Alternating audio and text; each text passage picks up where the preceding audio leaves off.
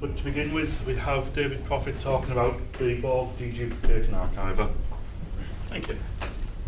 Hello, yes, my name's David Proffitt. I work for Janet at the Network Operations Centre. I'm based in London, but we do now have a NOC in Manchester as well.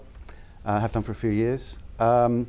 This talk is about the Borg Deduplicating Archiver, which is something I've been looking at for the last couple of months, trying it out and seeing in what ways it might be useful. So just a little bit of, first of all, if anyone doesn't know, Janet is basically the provider, the service provider for academia and research in the UK, and we peer internationally as well. Okay, so within the NOC, just some background, we've got about 100 servers altogether. I think the monitoring says about 107 at the moment.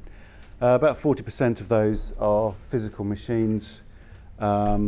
We have quite a lot of virtual machines. At the moment, they're all running KVM, QEMU. We still have about 20% Solaris, which tends to be the older machines that we've got, but they're very reliable, and at the moment the maintenance isn't too expensive, although it's getting that way. The rest, mostly Debian. We do have a few Red Hat boxes, mostly because some of the vendor for our optical network, the monitoring system, will only be supported under RHEL. And we have a few CentOS machines which do some other monitoring. And we do, for odd reasons, again to do with the optical monitoring, the client for that, although the server runs on RHEL, the client for that has to run on a Windows box. It is ported to Linux, but the Linux port runs pretty badly. So we have, also there is no macOS client. So our users are either running Linux or they're running macOS. So the solution we came up with was to run remote desktop onto a couple of Windows virtual machines, which we'll come on to in a little minute because backing those up is interesting. Okay, so how do we back things up now? We've got some fairly venerable Perl scripts, which some of which go back to the University of London Computer Centre days, which a lot of our staff used to work for. They're basically wrappers for dump and UFS dump. They're fairly intelligent. They can work out whether or not the operating system and the file system can support snapshots, and if they can, they'll do a snapshot so you can have an atomic backup. They do some intelligent pruning, so they can work out on a schedule how you can specify things like keeping the monthly backups every 2 months, going back 6 months, and every week going back to the beginning of the month and that kind of thing. We used to just exclusively push to a tape robot at the University of London Computer Centre, but we now have a couple of staging servers. This is largely so we can get access to backups, especially of individual files, more quickly than we would be able to if we tried to pull them back from the tape robot, which is it's reliable and it's good for long-term storage, but it's not fast to get things back. Well, we do some of the machines that we run a system called Backup PC, which is quite good, but there's a question mark over how much development work it's going to get in the future. Although I think there is some work going into version 4 at the moment. It does do deduplication, but it doesn't natively do encryption. I mean, I suppose you could back up to an encrypted volume using Lux or something, but that's not really ideal. It doesn't natively support file system snapshots. You could run some pre-backup scripts to deal with that if you wanted to. It also relies on a central server pulling from all of the clients that you're backing up, which has some issues in terms of the way you set up your security, etc. It's also file-based, so it can't cope easily with things like large binary files, which you'd be dealing with for virtual machine images. So why are we looking at trying other solutions? Probably I should say additional solutions, because we'll probably run everything in parallel, certainly for a while. Obviously this space is not free, but and we are running a little bit low on the amount of available space on the staging servers. Also, we'd like to be able to get things back fairly quickly, because it's normally that someone's accidentally deleted an individual file or a directory, rather than machines actually died and we have to rebuild it all from scratch. That doesn't happen too often. We'd like to be able to encrypt the offsites, certainly for some of the more sensitive servers. At the moment, our offsite backups go to the University of London. Computer Centre, obviously we know them. Some of them are people that people have, in our department have worked with in the past. It's not but in the future we might be backing up to places where untrusted offsite backups. It'd be quite handy to know that they've been encrypted before they're sent. The other thing is the deduplication question. If you're backing up a reasonably large number of servers, a lot of that space is you're repeating stuff that's almost the same on every box. There's an argument that if you're recovering something, you could just reinstall from the install media cleanly, but it's convenient to be able to get stuff back, but without having dozens and dozens of copies of the things that are the same as each other. The other thing is that when we're although the virtual machines are all backed up within their own operating systems, because obviously they're not aware that they're not real machines in that sense, it would be quite handy to be able to quickly restore the images if we want. Also for cloning purposes, it's often convenient to just use the most recent backup of the machine to use for a clone.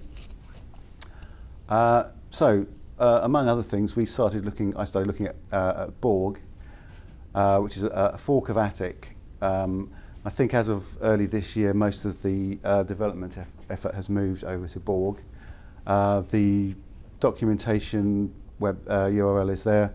IO is the Indian Ocean, but I don't think that's actually where they're based. I think obviously because it's IO, I think it's like Tuvalu. It's just a useful two-letter top-level domain. Let's have a look. Yeah, the way that the deduplication works is that the data is. This is a quote from their website. The data is split into chunks, and each chunk is checksummed. I think it uses SHA-256, and then the checksums are compared against the checksums it's already got in the repository. So the advantage of this is that you don't have to worry about the data within the files changing. You don't have to worry about file names or timestamps changing, because it's actually the content that's being checked against the checksum.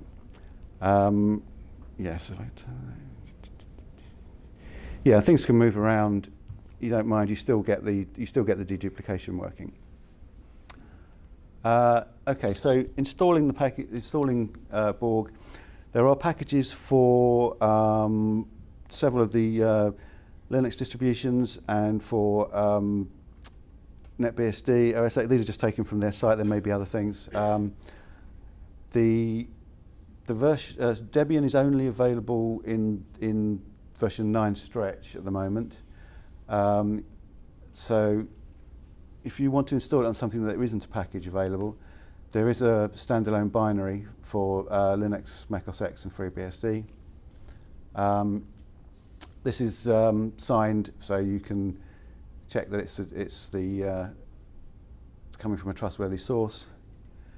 Then you just have to copy the binary into place and set the permissions, and you should end up, at the moment you end up with version 1.0.10, which I think is still the latest.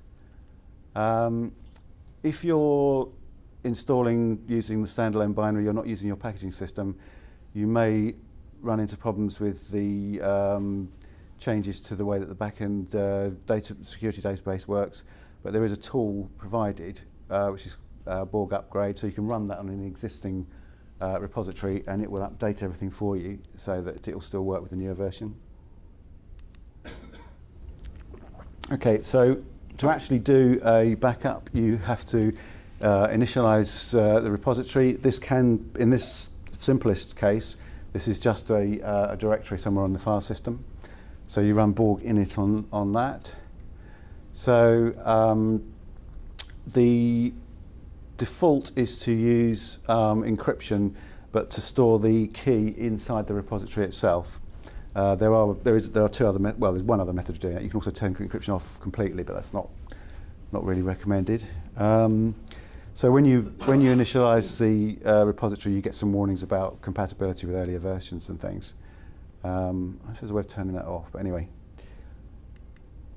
Okay, so yes, coming on to the encryption, it uses 256-bit AES. You specify the encryption method at initialization time.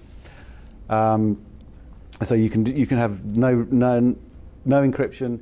You can use a repo key, which is where the key is stored inside the repository in the config file, or you can specify a key file where the private key is stored into a separate file, which is not kept in the repository.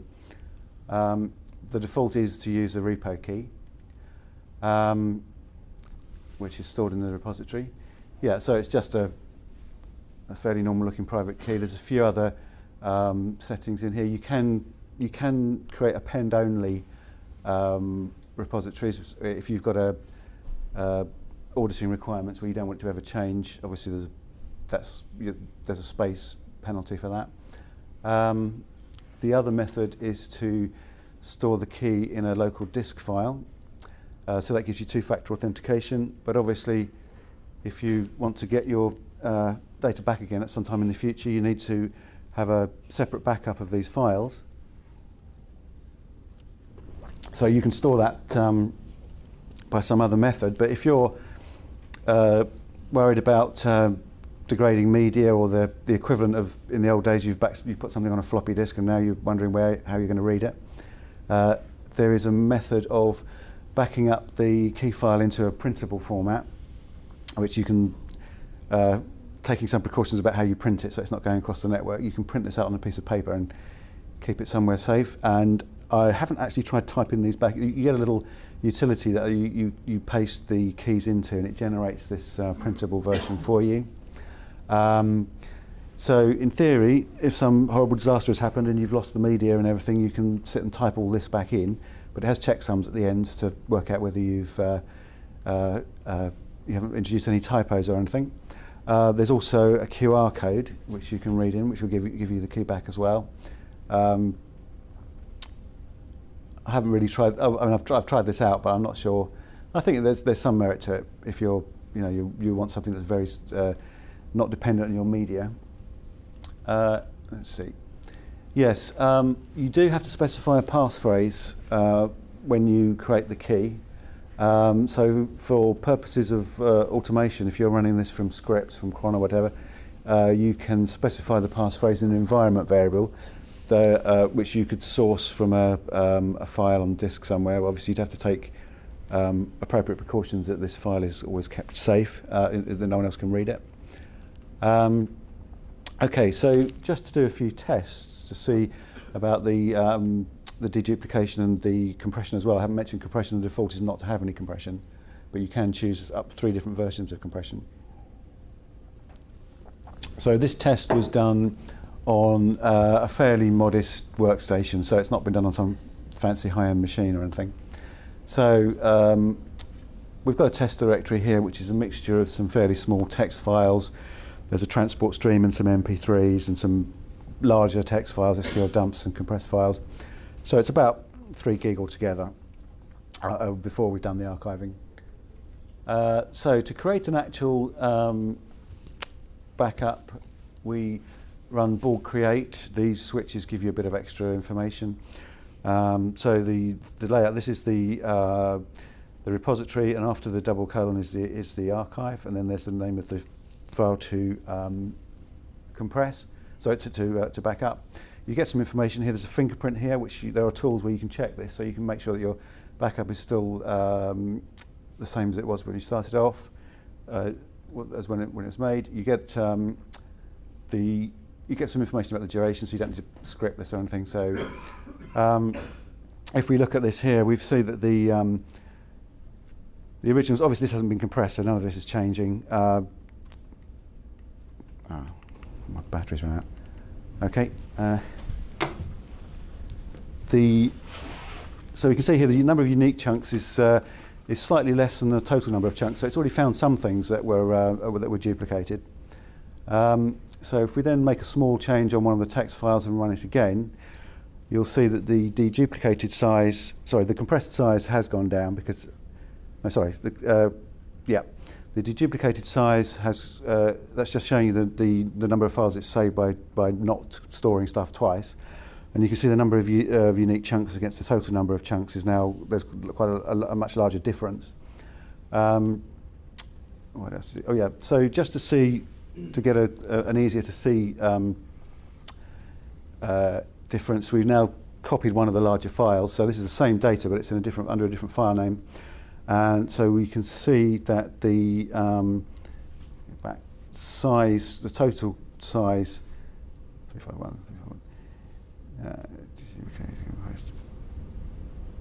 Yeah, so the total number of chunks has gone up, but the unique chunks hasn't. So it's still not. It's still not storing that information twice. Okay, so now you've got your backup, you can go and have a look at. You can get a listing, see what's in there. You can list the archive, an individual archive, and see the number of files. This command basically repeats the information you saw when you were doing the actual backup, so you can get this back to look at it sometime in the future.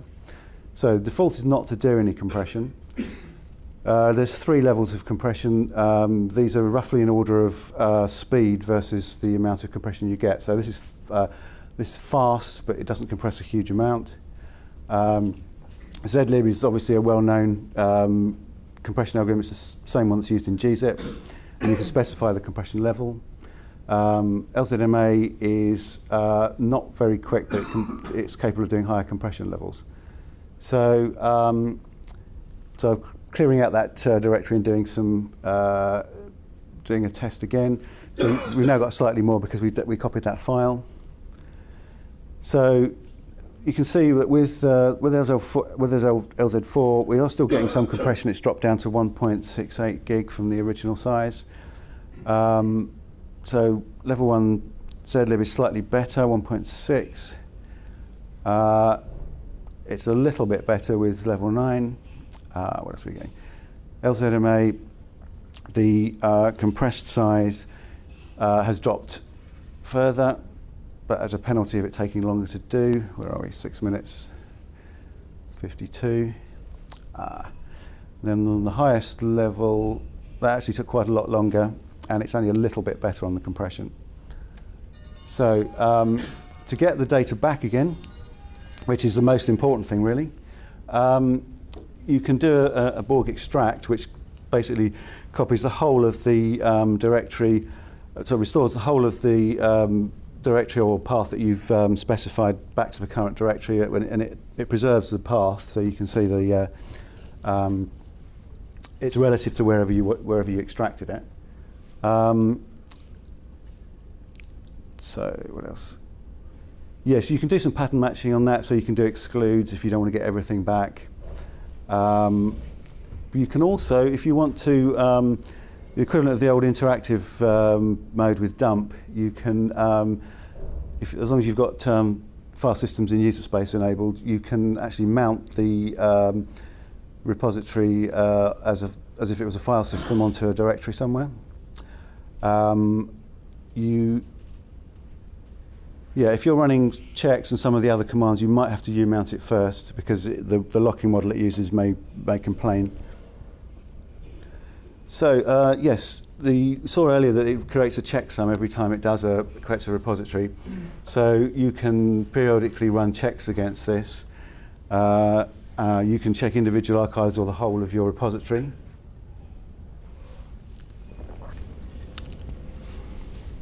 Okay, so in the examples previously, we were just backing up straight into a directory, but it's more useful to be able to do it across the network and to be able to use it for multiple hosts. So it uses SSH. It works. There's certain optimizations that work better if you've got the same version of the server and the client installed on both machines. Sorry, the same version of Borg installed on both machines. So yeah, you just create a directory somewhere and you need to create a user. Then on the client, you just create a normal key pair. Then you can set up config so that it will use that key for connecting to the server. And also, if you've created a label here that's the same on each machine, but the host name is different on each machine, it simplifies your scripting a lot, because you can specify the same name as the target on each machine. You want to tie down which machines can connect using that key. So in this particular one, I've restricted it to the IP address of the client. This is on the server. Then there's a command here which ties down the Borg serve is the listening end of the connection, and it will restrict the path to, in this case, the fully qualified name of the client below the repository. And this is all fairly standard stuff for just turning off interactive shells and that kind of thing, so to improve the security. And then you would have the public key at the end. And obviously, yes, you need to allow that user to connect from the clients in the SSH config. So back on the client, you should now be, you need to be root on the client itself to read all of the directories, unless you're backing up some individual user's stuff. So sorry, this is on the client, yeah. So that backup user has to have a directory for this to use as a target for the backup. Now, from the client, you can now run Borg init again, but you can specify the server and the name of the repository. And so the label in the SSH config will expand Borg so that it will go to the right server. This will then be mapped into the restricted path, which means that you can just specify that top level label. You don't have to worry about specifying the path to the repository, because that will be taken care of by that restrictor path command switch. So the interesting thing, the immediately interesting thing that we tried out was binary files, because obviously getting some kind of deduplication on those is useful and would normally be quite difficult. It's also OS independent. We've got a couple of Windows machines. I'm not a Windows admin, so being able to just back up the raw image is quite attractive, because you don't have to understand the internals. So yes, the first crude attempt was to pause the VM and copy the image in the middle of the night. It's not really very reliable, not really very satisfactory. So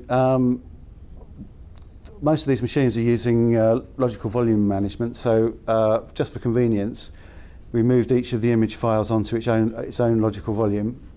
So that means we can now create an LVM snapshot, which means you can the virtual machine isn't interrupted. It keeps working, and you just make a snapshot of its image file, and then we're just again crudely copying that, which is a step forward but not really satisfactory. So here we have an improved version of the script,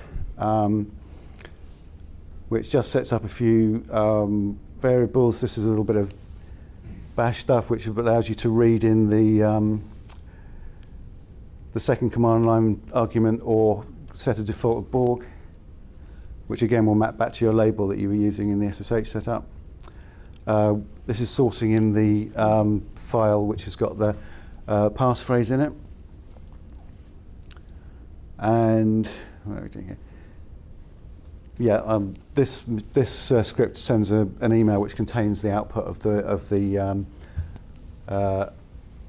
create to me in this instance, I think.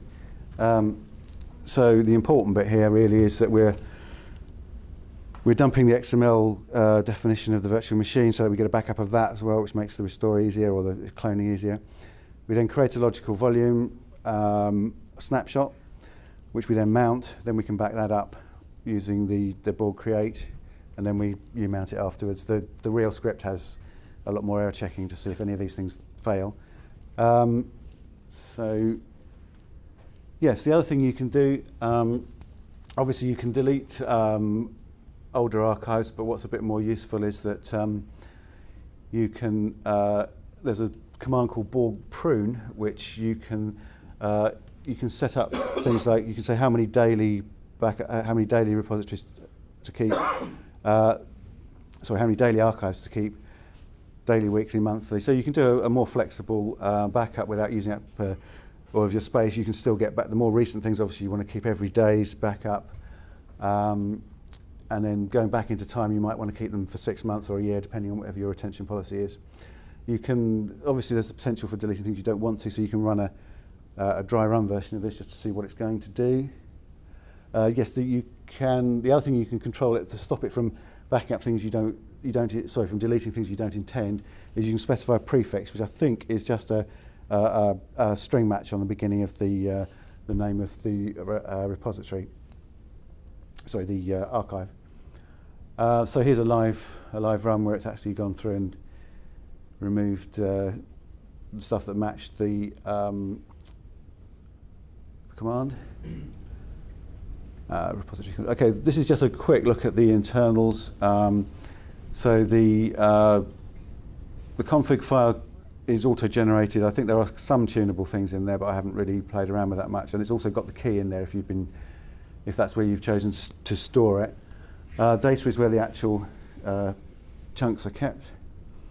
Okay, so what are we going to do? This is about as far as we've got with trying it out at the moment. So far it's looking quite useful. Want to do some more tests to work out, just for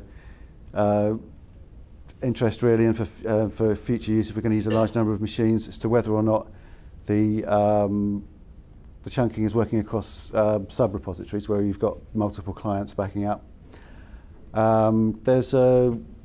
That's really just a note to myself about the date, but you're supposed to be able to specify the date. At the moment I'm doing it in the script, just using the Unix date command to get an ISO 8601 date out and use that as to specify the name of the repository. You're supposed to be able to do that within Borg's own syntax, but it didn't seem to work the way I expected it to. Also, I'd like to do some more experiments with working out how the prefix specification works. There's a thing I've vaguely read about called Borgmatic, which automates some of this, possibly automating some of the things that we were doing in our own scripts, but then it's useful to, even if it does, it's useful to know how the internals work. The other thing is that you can, the repositories don't use hard links or anything like that, so it's relatively straightforward to make copies of them. This would probably help if you were trying to pre-prune the repository before you sent it off to something that doesn't run Borg, so it wouldn't be able to understand those commands itself, e.g. if you're sending it off to a tape robot or something. So I think, yeah. Oh yeah, a few other things that I haven't looked at very much, but which are, broadly speaking, alternatives. There's a thing called Obnam, which also does snapshots and deduplication. I think it does snapshots itself. That can apparently do push or pull backups. And there's also a thing called BUP, which uses the Git pack file format, and which contains some error correction. So if you're worried about corruption or partial corruption of the media, that might be something that's interesting to look at. We have, so far that's all we're doing with it. I'm going to look at using it for backing up the file systems of the actual machines themselves rather than just the virtual machine images. And yeah, so far it's looking pretty useful, and we'll probably go ahead with certainly using it for some of our backups, although we'll probably keep a mixed environment where we're backing up things by other means as well. That should be it.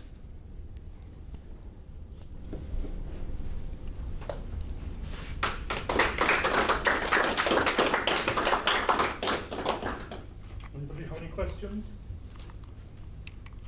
You said that you use checksums to identify. Does it actually do anything to do a compare to check if there's perhaps an accidental collision or something? Could you repeat the question? Sorry. Oh yes, yeah. The question is whether or not the checksumming compares the repositories to look for accidental collisions. The answer is I don't know that, but if it's a fairly large checksum, I would have thought the chances are quite small, although it's not impossible, obviously. Yeah, I don't really know the answer to that, I'm afraid. Is the size of the chunk configurable? Well, it says it's variable length. I'm not sure if it's configurable. There are a couple of sorry, the question was whether or not the size of the chunks is configurable. It's variable. I don't know if it's actually configurable. There are some parameters in the config file which you might be able to mess around with. I haven't really looked at that, or what the implications are for whether it's the storage is more efficient if you've got, if you're backing up a lot of very small files or very large ones. Yeah. It would depend on the data. Yeah, yeah. I think if it's lots of small files, it still creates the chunks are still larger than the files. So, yeah. Have you tried it with the SSH stuff? Because I've used OpNam Mm-hmm. with the SSH option. It does it over FTP, and unfortunately the performance is just dire, basically. Aye. So I don't know whether Borg is. I didn't do any speed tests on that, but I'm backing up I've got a couple of BCP machines and a couple of production machines that are backing up their VM images that way, and the performance seems pretty. I'll dig out. It emails me the results every night. I can probably dig some out and see what it's taking, but I didn't notice anything particularly slow. Is that large files though? Because most of my files are lots of small files. Well, yeah, these are machine images, so yeah, it's sort of one very large file and one very small one. On relating that, how big are your backups you're doing at the moment? Oh, that's a good question. Does it scale basically? Yeah, we're really at the assessment phase at the moment, so it's probably backing up about half a dozen virtual machines at the moment, which are all in the. I think the largest ones are maybe 100 gig or something like that. They're not particularly big, but yeah. How easy is it to find an individual file in the storage? Well, you can mount the repository, so you can then just use whatever, find or whatever you want to do to search. Or I don't know if you could run locate against it. That might not be a good idea. But you could. It's once you've mounted it, you can just search through the files. I think if you're doing an extract, you can use its own filters to find the file if you know what the name is already. But if you just want to mount it and search through it, you just use the normal file system tools.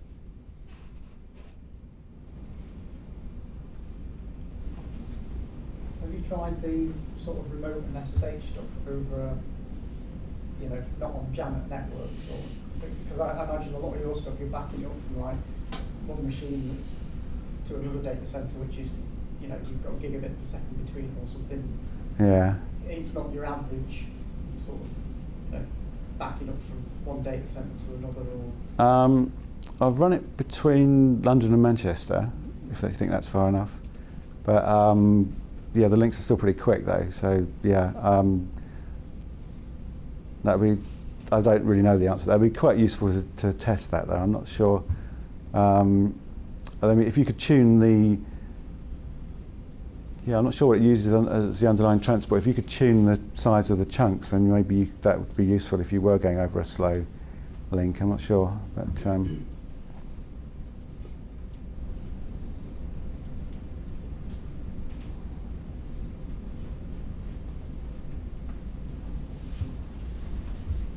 More questions? Thank you very much. Okay.